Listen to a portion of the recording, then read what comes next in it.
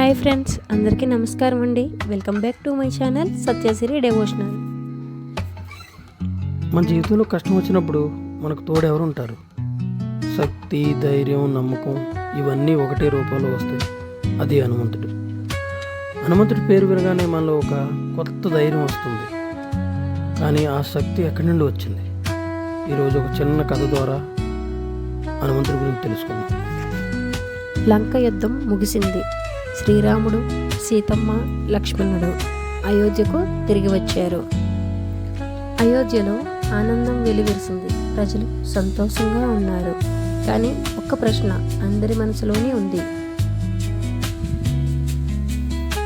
హనుమంతుడు ఎలా ఇంత గొప్ప శక్తి సంపాదించాడు?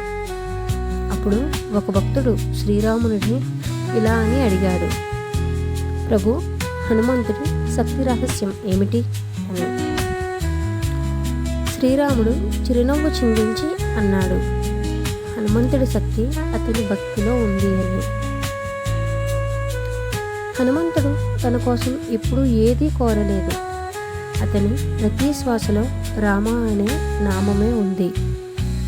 సముద్రం దాటేటప్పుడు అతను తన బలం గురించి ఆలోచించలేదు.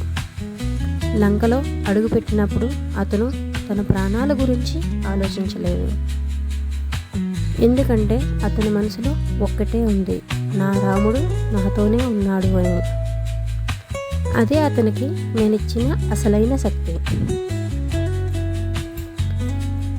మనిషి తనపై నమ్మకం పెట్టుకుంటే బలం వస్తుంది, కానీ దేవుడిపై నమ్మకం పెట్టుకుంటే అసాధ్యం కూడా సాధ్యమవుతుంది.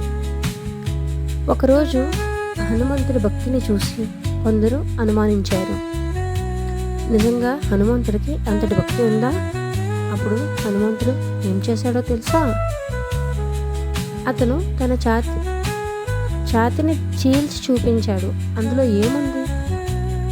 శ్రీరాముడు, సీతమ్మ. అది చూసి అందరూ ఆశ్చర్యపోయారు.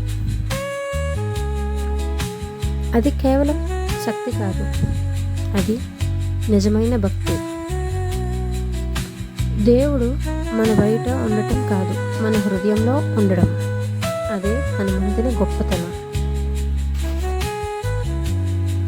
మన జీవితంలో కూడా ఎన్ని సమస్యలు వచ్చినా మన మనసులో భయం కాకుండా భక్తి ఉండాలి.